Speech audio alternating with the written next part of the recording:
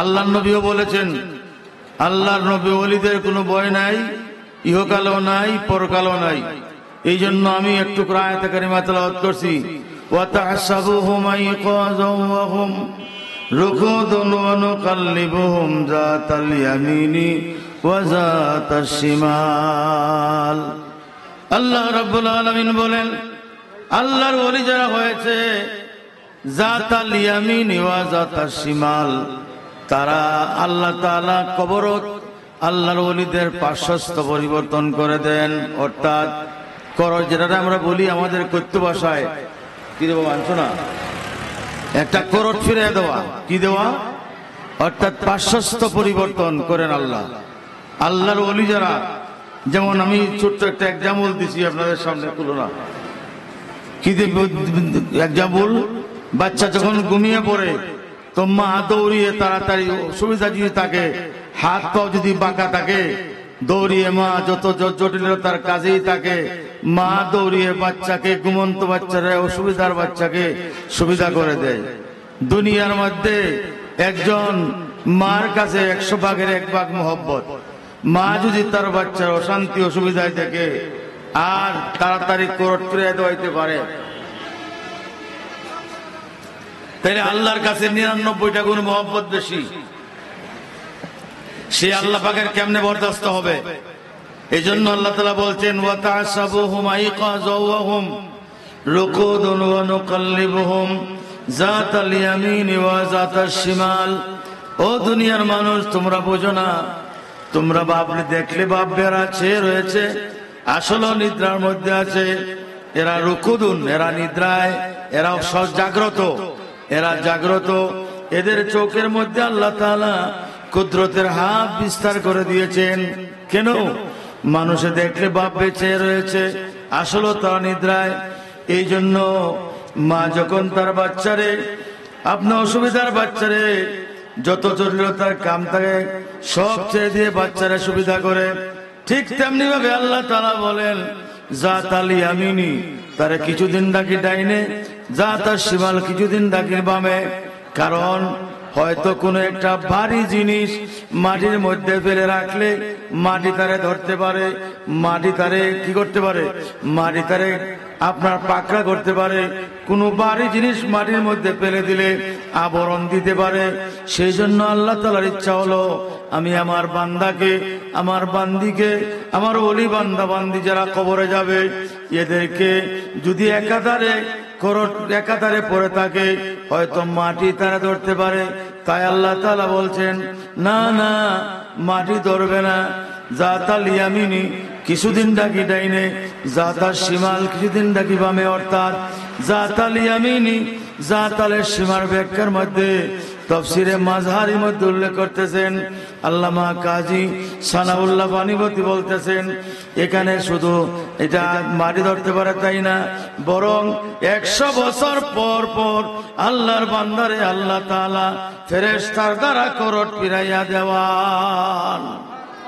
আল্লাহ তাআলা দেওয়ান কারণ হলো কি, আল্লাহর বান্দার কষ্ট যাতে না হয়। কারণ বান্দা বান্দি ঘুমাইছে কবরে, আল্লাহু আকবার বলেন, ঘুমাইছে, ঘুমাইতে ঘুমাইতে লাখো কোটি কোটি বছর চলে যাবে, কিন্তু বান্দার ঘুম তো আর শেষ হবে না। যে ঘুম ঘুমাইলো, এই ঘুম নিয়ে হাসরের ময়দানে উঠবে। এই জন্য আল্লাহর ওলিদের মর্যাদা, যেমন মওলিদের মর্যাদা কতটুকু বোঝানোর জন্য আমি বলেছি। দেখেন, মুসা আলাইহিস সালামের একটা উম্মত একদিন জিজ্ঞাসা করছিল মুসা নবীকে, ওগো আল্লাহর নবী মুসা, আমি জানতে চাই এই দুনিয়ায় এই সময়ে এই অবস্থায় আপনার সময়কালে এমন কোন আপনার চেয়ে জ্ঞানী বর্গ, আপনার চেয়ে বুদ্ধিমান, আপনার চেয়ে বেশি আল্লাহওয়ালা এমন কোন মানুষ আছে? মুসা নবী বললেন, না, আমার চেয়ে জ্ঞানী, আমার চেয়ে বুদ্ধিমান, আমার চেয়ে বুজুর্গ এমন কোন মানুষ নাই। আল্লাহ তাআলা এই কথাটা বলার সাথে সাথে আল্লাহর দয়া, আল্লাহর একটু কাহারিয়তের নজর আসলো। সুবহানাল্লাহ বলেন না? আল্লাহ ডাক দিলেন, হে মুসা, তোমার চেয়ে জ্ঞানী আছে। সুবহানাল্লাহ বলেন। আপনারা বলুন না, কথা বলেন না কেন, বলেন না সুবহানাল্লাহ। মুসা আলাইহিস সালাম বলছেন যে আমার চেয়ে জ্ঞানী আছে লোকটাকে, তাহলে লোকটারা দেখতে হবে, লোকটারা দেখার আমার প্রয়োজন, এই লোকটা কেমন লোক। এবার ওই লোকটারা দেখার জন্য মুসা আলাইহিস সালামের উৎসাহ উদ্দীপনা বেড়ে গেল। ও আল্লাহ, আমি জানতে চাই এই লোকটা কেমন বুদ্ধিমান, কেমন জ্ঞানী, আমি দেখতে চাই। আল্লাহ ডাক দিলেন, তুমি যদি দেখতে চাও তাহলে যাও একটা মাছকে ভাজা করো, ওই মাছটা ভাজা করলে যেখানে যে মাছটা জিন্দা হবে সেই লোকটা আমার আছে সেখানে। সুবহানাল্লাহ বলেন না, সেখানে কি আছে? আমার এই লোকটা আছে। হযরতে মূসা আলাইহিস সালাম একটা মাছরে ভাজা করলেন, ভাজা করে নিয়ে সাথে নিলেন ইউশা বিন নুনকে নিয়ে রওনা দিলেন। যেতে যেতে যেতে যেতে বহু দূরের রাস্তায় গিয়েছেন, ক্লান্ত আসছে। একটা গোলাকার বড় পাথর, সাদা শুভ্র পাথর পাওয়ার পরে এখানে একটু আরাম করলেন। আরাম করার পরে আপনার আবার পায়ে হেঁটে চলতে লাগলেন। বহুদূর যাওয়ার পরে আল্লাহর নবী মূসা আলাইহিস সালাম বলেন, ওগো ইউশা বিন নুন, তোমার হাতে যে ব্যাগটা দিয়েছিলাম, ব্যাগটা যত্ন করে রাখার জন্য ব্যাগটা দাও, আমার নাস্তার ব্যাগটা দাও। ব্যাগটা যখন খোলা হলো দেখা গেল ব্যাগটা ছিদ্র, মাছটা নাই। জোরে বলেন সুবহানাল্লাহ। মাছটা নাই। মুসা নবী রাগ করলেন, আমি তোমার আগে বলছি ব্যাগটা দেখার জন্য, খেয়াল রাখার জন্য ব্যাগটা তুমি কি করলে? এবার ইউশা বিন নুন বলেন, আমি দেখেছি, অবশ্যই আমি দেখছি ওই মাছটা যে সময় জিন্দা হয়ে বেগ পেরে ছিদ্র করে সমুদ্রের মধ্যে নামে তখন আমি দেখেছি, কিন্তু আমি ইয়াদ নাই, স্মরণ নাই, আমি ভুলে গিয়েছি। সুবহানাল্লাহ বলেন না। এখন কথা কি ভালো লাগে? কথাগুলি বুঝেন? এবার তিনি ভুলে গিয়েছেন বললেন। মুসা নবী রাগ করলেন। মুসা আলাইহিস সালামের এমন গুসা, এমন রাগ ছিল, মুসা আলাইহিস সালামের গুসা উঠলে মাথার টুপি পাগড়ি জ্বলিয়ে যাইতো। মুসা আলাইহিস সালাম আবার সেখান থেকে পাও আঙ্গুল ধরে ধরে সেখান থেকে আইসা আবার দেখলেন নদীতে যেখানে মাছটা ছিদ্র হয়ে আপনার যেদিকে ঢুকছে সুরঙ্গ পথ হয়ে রয়েছে। সুবহানাল্লাহ। কি হয়ে গেছে? সুরঙ্গ পথ হয়ে রয়েছে। এখানে দুইজন ঢুকলেন। এখানে কি করছেন? এখানে দুইজন সুরঙ্গ পথে দিয়া ঢুকলেন। ঢুকার পর দেখলেন এখানে মরুভূমি, আর কিছু না, মরুভূমি আর সাদা আপনার সবুজ রঙের ঘাস, সবুজ রঙের গালিচা, সবুজ রঙের বিছানার মধ্যে একজন লোক ঘুমাইছে। আল্লাহ তাআলা বলেন, ফালাম্মা বালাগা মাজমা বাইনিহিমা নাসিয়া হুতাহুমা ফাত্তাখাযা সাবিলাহু ফিল বাহরি সারাবা। এই মাছটা জিন্দা হইয়া সাগর গর্ভে গেল। মুসা এবং ইউশা বিন নুন দুইজন নামলেন, গেলেন, যা দেখলেন সবুজ গালিচার মধ্যে একজন মানুষ সবুজ কাপড় গায়ে দিয়া ঘুমাইয়া রয়েছে। সুবহানাল্লাহ বড় করে বলেন না, আরো বড় করে বলেন সুবহানাল্লাহ। ঘুমাই রয়েছে।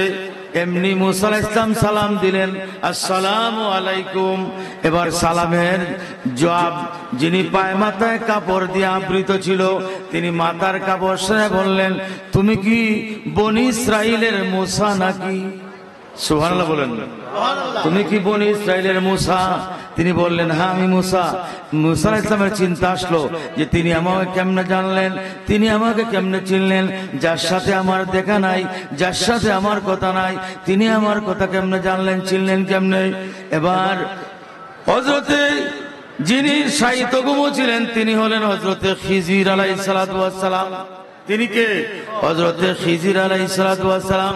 তিনি বললেন, কেন আসছেন?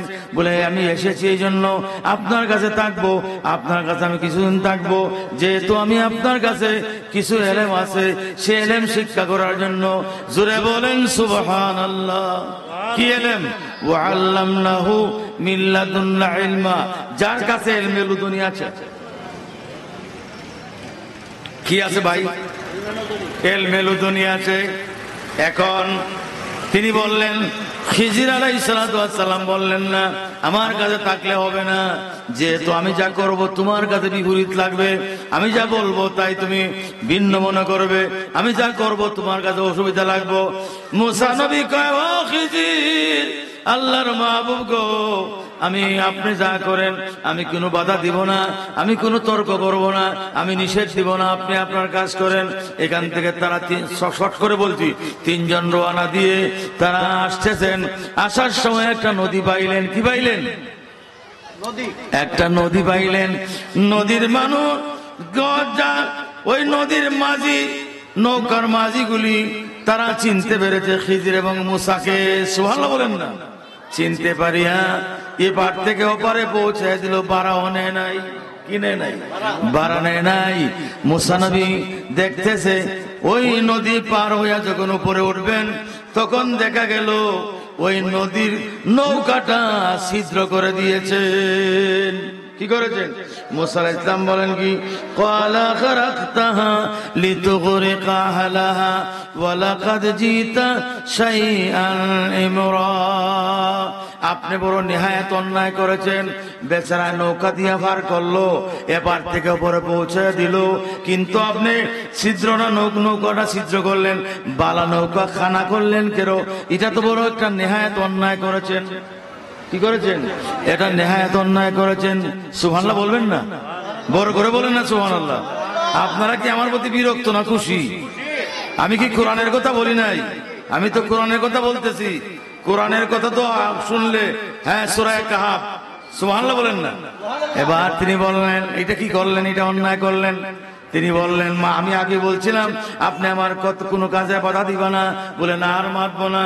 2 নম্বর জায়গার মধ্যে গেলেন, যা দেখলেন একটা বালক, একটা ছোট বাচ্চা, জাকিয়াতান বিগাইরি নাফসি, ছোট বাচ্চা, নাবালক বাচ্চা, একটা স্থলী জায়গার মধ্যে খেলাধুলা করতেছে। হযরতে খিজির হাতের লাঠি দিয়া বাচ্চাকে ডেকে এনে একটা বাড়ি দিয়া মেরে ফেললেন। জোরে বলেন সুবহানাল্লাহ। ইন্না লিল্লাহি ওয়া ইন্না ইলাইহি রাজিউন। ছোট বাচ্চা, নাবালক বাচ্চা। এবার মুসা আলাইহিস সালাম কয়, ওয়া লাকাদ জিতা শাইআন নুকরা। এটা বড় অন্যায় করেছেন। আপনি কি করলেন? জাকিয়াতান বিগাইরি নাফসি। এটা রে বাবা, যার কোনো অন্যায় নাই, যার কোনো দোষ নাই, বাচ্চা নাবালক থাকলে গুনাহগার না নেককার? কথা কয় না? নেককার বাচ্চা তো কোনো দোষ নাই, বাচ্চার একবার দিয়ে মেরে ফেলছেন। এবার বলতেছেন এটা কি করলেন? মুসা নবী কি তোর আগে খাবার? যেই বেটার মাথা টুফ আগরি চলে যেত, এই বেটা করলো কি তাই? এটা বাচ্চারে বাড়ি মেরে মেরে লিছে।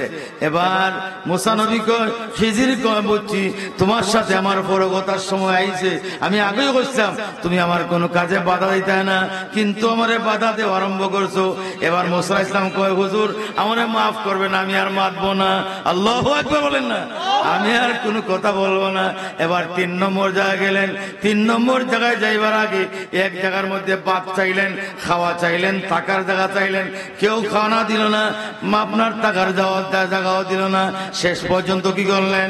শেষ পর্যন্ত তিনি খিজির আলাইহিস সালাতু ওয়াস সালাম একটা গোর কাট হইয়া পড়ে গেল। ওই গোরটার মধ্যে বান্ধিয়া উঠায়। কি করে? এটা বান্ধিয়া সান্ধিয়া ঠিক করে সোজা করে খাড়া করে দিতেছে। মুসা নবী কই এলাকায় গেলাম, আমরা খাওয়া চাইলাম, খাওয়া দিল না, টাকার জায়গা চাইলাম, টাকার ব্যবস্থা দিল না। এখন গোরটা পড়ে যায়, এটার থেকে যদি খামলার পয়সা নিত তবু তো আমরা খাইতাম পারতাম, কিছুই নিল না। তিনি গোরটা কেন, গোরটা কেন আপনার এটা সোজা করে দিচ্ছে। সুবহানাল্লাহ বলেন না? হ্যাঁ, আল্লাহ বলেন, ওয়া কানা আবুহুমা সালিহান ফারাদা রাব্বুকা আইয়াবলুগা আশুদ্দাহুমা ওয়া ইয়াস্তাগরিযা কানজাহুমা। তিনি কি বলছেন? তিনি বলতেছেন, অর্থাৎ খিজির আলাইহিস সালাম বুঝাইতেছেন যে দেখুন আমি যতটা কাজ করলাম সব বাধা দিলেন। মুসা আলাইহিস সালাম বলেন, তাহলে 3টা কাজ করলেন, আমার কাছে বড় অসুবিধা লাগলো। আমি জানতাম চাই তার মনে কি বেদ, কি হিকমত আমার আগে বলেন। বলে দেখুন, 1 নম্বর যে নদী পার হলাম, নদী পার হলাম মানে আগামী দিন বাদশার ছেলের বিবাহ। আগামী দিন বাদশার ছেলে কি আপনার জালেম বাদশার ছেলের বিবাহ। সে আইসা নদী পথের যত নৌকা আছে ভালো ভালো নৌকাগুলি নিয়ে যাবে, ভালো ভালো নৌকাগুলি নিয়ে যাবে।